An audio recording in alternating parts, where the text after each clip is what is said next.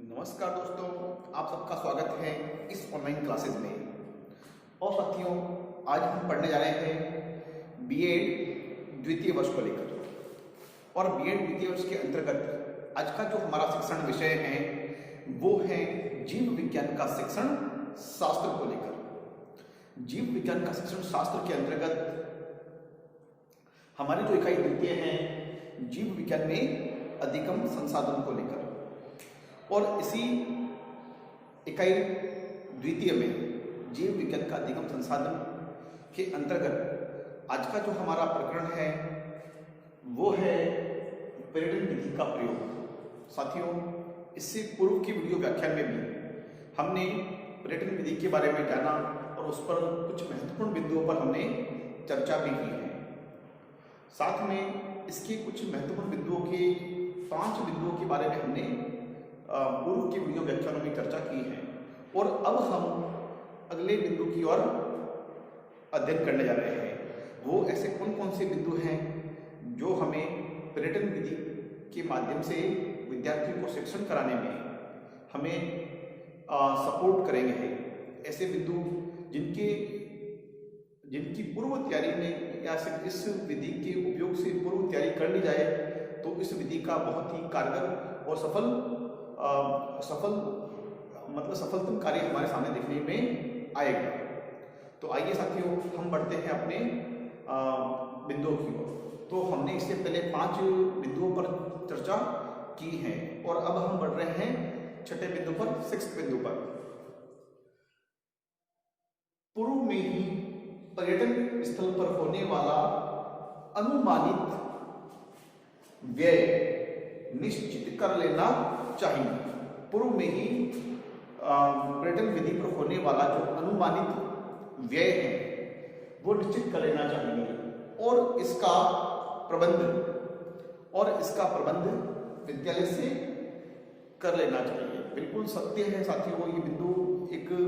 बहुत ही महत्वपूर्ण है आर्थिक दृष्टि से, क्योंकि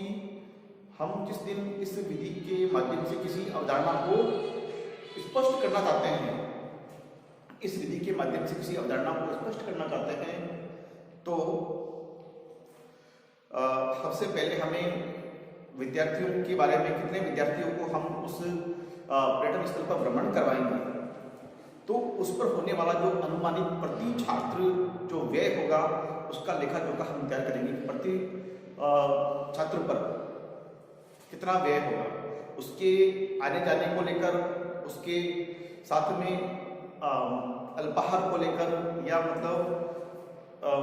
वहाँ से जुड़ी हुई सामग्री को लेकर, इस तरह से लेकर मतलब पूरा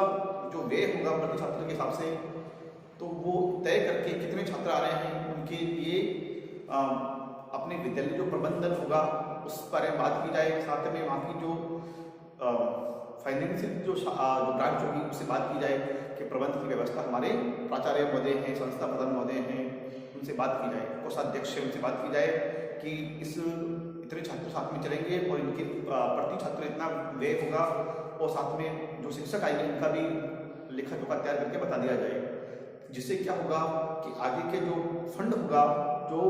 हमारा व्यय होगा उसका तैयार कर लिया जाए, ताकि उस यात्रा के दौरान व्यय को लेकर या आर्थिक परेशानी को झेलना न पड़े। अब अगला बिंदु हमारे समक्ष है, पर्यटन स्थल तक आने जाने के लिए वाहन की व्यवस्था की जानी चाहिए, जिससे छात्र सुरक्षित रूप से पर्यटन स्थल तक आ जा सके। बिल्कुल सत्य है साथियों, और ये बहुत ही इम्पोर्टेंट भी है, क्योंकि यदि हमने छात्रों के लिए पूर्व में ही कुछ साधन या वाहन को लेकर, कन्वेंशन को लेकर हमने व्यवस्था कर ली है, ट्रांसपोर्टेशन को लेकर व्यवस्था की है, तो इससे क्या होगा कि पर्यटन स्थल से लेकर जो विद्यालय है या गंतव्य स्थान है वहाँ से लेकर उस पर्यटन स्थल तक की जो आने जाने का जो समय है वो भी बचेगा साथ में, और छात्र भी मतलब परेशानी को नहीं झेलेंगे। साथ में पर्यटन स्थल की जो दूरी है वहाँ तक उनका समय के साथ साथ समय का भी प्रयोग कर पाएंगे और उसमें किसी प्रकार की थकावट को महसूस नहीं करेंगे और साथ में रास्ते में होने वाले खतरों से या दुर्घटनाओं से बच सकते हैं। इसलिए वाहन की व्यवस्था करने से छात्र बिना किसी नुकसान के, बिना किसी मतलब शारीरिक थकान के वो अपने पर्यटन स्थल तक बिल्कुल सुरक्षित रूप में पहुंच सकते हैं। इसके लिए हमें सुरक्षित और अच्छे साधन की व्यवस्था कर लेनी चाहिए। उसके बाद में अगला बिंदु जो हमारे समक्ष है वो बिंदु है 8वें नंबर पर, छात्रों को सभी तथ्य ठीक प्रकार से समझा देने चाहिए जिससे छात्र अनुशासन में रह सके। साथ ही छात्रों को होने वाले संभावित खतरों के बारे में सचेत कर देना चाहिए। बिल्कुल सत्य है साथियों कि जब हम छात्रों को पर्यटन विधि के माध्यम से सीखने सिखाने के लिए जब पर्यटन स्थल तक ले जाते हैं तो ऐसी स्थिति में साथियों क्या होगा कि छात्र थोड़े मतलब एक चंचल प्रवृत्ति के होते हैं, थोड़े से उद्दंड प्रवृत्ति के भी होते हैं। तो सभी छात्रों में व्यक्तिगत भिन्नताएं तो होती ही है। कुछ छात्र उसमें से थोड़े से मतलब समझदार हो सकते हैं या फिर मतलब सीधे साधे भी हो सकते हैं, लेकिन छात्रों की जो प्रकृति है वो चंचलता भरी होती है। हम भी छोटे थे तो ऐसे ही थे साथ में। तो वो जब बालकों को जब घूमने फिरने का बहुत ज़्यादा पसंद होता है, खेलना वगैरह ज़्यादा पसंद होता है, तो उनको जब बताया जाएगा आपको पिकनिक में ले आ रहे हैं तो बालक बड़े खुश होंगे और उनकी जो हर्ष के कारण, उनकी खुशियों के कारण वो कहीं उद्दंडता या चंचलता करना बेटे, वो चंचलता के माध्यम से या उद्दंडता के माध्यम से कोई संभावित खतरा उन पर ना आ जाए। इस तरह से उन्हें बड़े सारे तथ्य देने से पहले उन्हें समझा देनी चाहिए कि रास्ते में ये चीज़ें पड़ेगी, वहाँ पर ऐसी और संभावित खतरों के बारे में बात की जाए तो संभावित खतरे ये भी हो सकते हैं कि सड़क दुर्घटनाओं के बारे में, सड़क के द्वारा हमें किस ओर चलना चाहिए, जाते वक्त और आते वक्त किस ओर चलना चाहिए, और सड़क पे हमें सड़क को किस प्रकार से पार करने, मतलब यातायात के नियमों के बारे में भी सामान्य सी जानकारी उन्हें दी जानी चाहिए। ये तो मेरा मानना है। साथ ही में जिस पर्यटन स्थल पर जा रहे हैं उस पर्यटन स्थल पर कौन कौन से खतरे हो सकते हैं या छात्रों के द्वारा उस पर्यटन स्थल पर जो किसी भी प्रकार की व्यवस्था को में बाधा ना पहुंचाया जाए, तो इस बारे में उन्हें बताना, मतलब उसके बारे में उन्हें बता देना चाहिए। मान लीजिए वो किसी फैक्ट्री या कारखाने में जा रहे हैं तो वहाँ पर लगी हुई जैसे बहुत विद्युत चलने वाली जो मशीनें हैं या फिर उनसे हाई वोल्टेज जो करंट है उनसे छेड़छाड़ करें तो उनके जीवन को बहुत बड़ा खतरा हो सकता है और साथ में बड़ी दुर्घटना का सबब हमें झेलना पड़ेगा। साथ में जैसे आप कहीं चिड़ियाघर की सैर कर रहे हैं तो चिड़ियाघर की सैर में जैसे मान लीजिए जीव जंतु वहाँ पर है तो उनको बालकों की प्रवृत्ति होती है कि उन जीव जंतुओं को छेड़छाड़ कर सकते हैं। उनके लिए तो वो आनंद होता है, लेकिन वहाँ के जो काम करने वाले जो कर्मचारी हैं या फिर उस जीव जंतु पिंजरे में हैं तो उनके लिए कई बार वो चीज़ें घातक भी साबित हो जाती है। तो ऐसी चीज़ों से उनको बचाना चाहिए। बिना पूछे या बिना किसी अनुमति के किसी भी वस्तु को जिसके बारे में जानकारी नहीं है उस बारे में उनको हाथ नहीं लगाना चाहिए। तो उनमें उनका शिष्टाचार, मर्यादाओं का और साथ में सबसे बड़ी बात विद्यार्थियों की अनुशासन का विशेष ध्यान रखा जाना चाहिए। तो ये बालकों को अध्यापक के द्वारा पूर्व जो पर्यटन स्थल की यात्रा से पूर्व ही समझा देना चाहिए, जिससे कि छात्र बहुत ही सुरक्षित और बहुत ही शालीनता और शिष्टाचार के साथ में अपनी उस अवधारणा को पर्यटन विधि के माध्यम से सफल रूप में पूर्ण कर सके। अगला जो बिंदु है हमारे सामने, छात्रों की एक सूची तैयार कर लेनी चाहिए। ये भी बहुत इंपॉर्टेंट है, छोटा है लेकिन इंपॉर्टेंट पॉइंट है। वो इसलिए कि जिस पर्यटन स्थल पर हम जा रहे हैं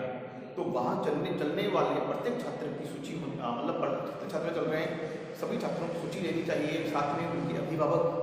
या माता पिता, संरक्षक जो भी स्थिति में है उनसे अनापत्ति प्रमाण पत्र ले लेना चाहिए कि भाई आप भेज रहे हो और आप अपनी स्वेच्छा से भेज रहे हैं। तो उनसे भी इस बारे में जानकारी और सहयोग, अपेक्षित कोई सहयोग मिलता है तो वो भी उनसे लेना चाहिए। यदि वो अपने स्तर पर कुछ उनके लिए कुछ व्यवस्था करना चाहे, जैसे कुछ साधन में हेल्प करना चाहे, या वो कुछ मतलब साथ में आ रहे हैं वहाँ तक, या फिर तो वो उनके सुझाव आमंत्रित हमें करने चाहिए इस यात्रा में, तो हमारे लिए वो अच्छे साबित होंगे। तो यदि ऐसी यात्राओं में, ऐसी जानकारी में यदि अभिभावकों को शामिल किया जाता है, क्योंकि जो हमारी बाल केंद्र शिक्षा में भी बात कही गई है कि समुदाय को विद्यालय से जोड़ा जाए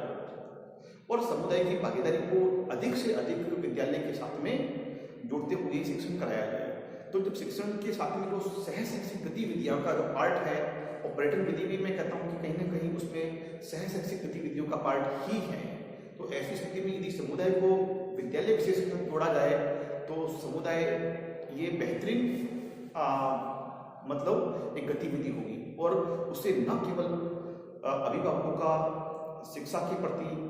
विद्यालय प्रबंधन के प्रति और साथ में शिक्षकों के प्रति उनका मान सम्मान हमेशा बढ़ेगा।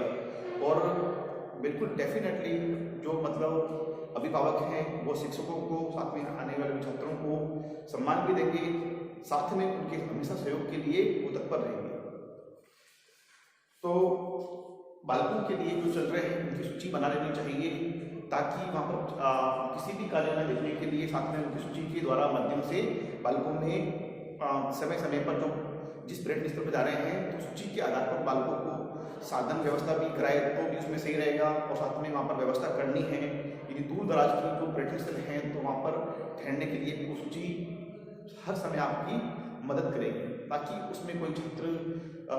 कई उद्दंडता के कारण चला गया है या फिर तो ढूंढने में आसानी रहेगी, या फिर छात्र कितने हैं बार बार उन्हें गिनती कर हम बता सकते हैं कि इतने छात्र हमारे साथ में है। उसके बाद अंतिम पॉइंट है हमारे पास में 10वां पॉइंट। वो पॉइंट है छोटे छात्रों के साथ बड़े छात्रों को रखना चाहिए। साथियों ये पॉइंट इम्पोर्टेंट भी है और थोड़ा सा सोचने की दृष्टि से मतलब थोड़ा सा अलग भी है, क्योंकि छोटे छात्रों के साथ में बड़े छात्रों को रखने से इस प्रकार का लाभ है कि बड़े छात्र थोड़े से मैच्योर होते हैं और उन्हें अपने कर्तव्य का थोड़ा सा छोटे छात्रों की अपेक्षा ज्ञान होता है, और होने वाले खतरों से वो मतलब जानकारी रखते हैं सामान्य खतरों के बारे में। तो उन छोटे छात्रों को वो किसी भी खतरे से बचा सकते हैं, साथ में अपने बड़े होने का फर्ज भी अदा करते हैं उन छात्रों के प्रति। यदि जैसे हम भी देखते हैं सरकारी विद्यालयों में या बड़े विद्यालयों में जब छोटी कक्षाओं में गुरुजी नहीं होते हैं तो बड़े छात्रों के जो बच्चे होते हैं उनको भेजा जाता है कि आप देखिए क्लास को थोड़ा सा मतलब मेंटेन करिए या इस तरह से करिए। तो बड़े छात्रों की रुचि उन छात्रों में ज़्यादा होती है, तो वो अपने छोटे भाई बहनों का ख्याल रखने में बिल्कुल सक्षम होते हैं, इसलिए वो छोटे छात्रों के साथ में बिल्कुल अपना ध्यान रखेंगे और छोटे छात्रों के प्रति मतलब उनका एक बिल्कुल अपनी जो ड्यूटीज़ हैं, अपने जो कर्तव्य हैं उसका बराबर पालन करेंगे। इसलिए छोटे छात्रों को खतरे से बचाने के लिए पल पल वो हमेशा तत्पर रहेंगे। इसलिए ये बात बिल्कुल सत्य भी है कि छोटे छात्रों के साथ में बड़े छात्रों को रखना आवश्यक है, क्योंकि वो जब बड़े छात्रों को रखेंगे तो खुद यदि वो कभी शैतानी नहीं करेगा, क्योंकि पता है कि मेरे ऊपर जिम्मेदारी है, और जिस इंसान के ऊपर जिम्मेदारी होती है वो हमेशा अपनी जिम्मेदारी को बखूबी निभाने की प्रयास करता है। इसलिए छोटे छात्रों के साथ में बड़े छात्रों को रखना जरूरी है, क्योंकि छात्र शरारत कब करेंगे जब उनके हम उम्र के छात्र होंगे। अपन से उम्र के बड़े छात्रों के साथ करिए वो शरारत नहीं करेगा, और नहीं छोटे छात्र अपने से बड़े छात्र के साथ शरारत करेगा, ना बड़ा छात्र छोटे छात्र के साथ शरारत करने की कोशिश करेगा। तो इस तरह से साथियों ये भी सकते हैं कि छोटे छात्रों के साथ में बड़े छात्रों को हमें रखना चाहिए। तो साथियों हमने पढ़ा पर्यटन विधि के बारे में, हमने 10 पॉइंटों के माध्यम से हमने अध्ययन किया कि इस विधि में, पर्यटन विधि में हमने किसी अवधारणा को यदि स्पष्ट करना है तो हमें पर्यटन विधि के माध्यम से उसे स्पष्ट कर लेना चाहिए। ये विधि थोड़ी सी लंबी जरूर है और खर्चीली भी है, साथ में इसमें कहीं ना कहीं रिस्क उठाना भी पड़ता है, लेकिन यदि आपके पास भी संसाधन अवेलेबल है और आप मतलब आप ये मानते हैं कि इस विधि के माध्यम से, इस अवधारणाओं को अच्छे से स्पष्ट किया जा सकता है और सभी परिस्थितियाँ अनुकूल हैं और आपके पास आर्थिक सहायता भी है, तो मेरा मानना है कि इस विधि से विधि का कोई सारी विधि दूसरी नहीं है, इस विधि को भी बरोबरी करने वाली अन्य कोई विधि नहीं होगी। और ये ज्ञान छात्रों के लिए भी प्रत्यक्ष होता है और उनके लिए आजीवन रहता है। तो प्रत्यक्ष विधि से सीखा हुआ ज्ञान जीवन में हमेशा स्थायित्व प्रदान करता है। तो साथियों, बिल्कुल आप सभी से गुजारिश है कि पर्यटन विधि का उपयोग आप लोगों को करना चाहिए, लेकिन बहुत ही सावधानीपूर्वक और बहुत ही सहयोग के साथ करना चाहिए। किसी भी स्तर पर अकेले जिम्मेदारी लेने से बचें, साथ में स्वयं भी सुरक्षित रहें और दूसरों का भी ख्याल रखें। और आज के लिए साथियों इतना ही, फिर मिलेंगे हम अगले वीडियो व्याख्यान में। तब तक के लिए बहुत बहुत धन्यवाद। जय हिंद, जय भारत।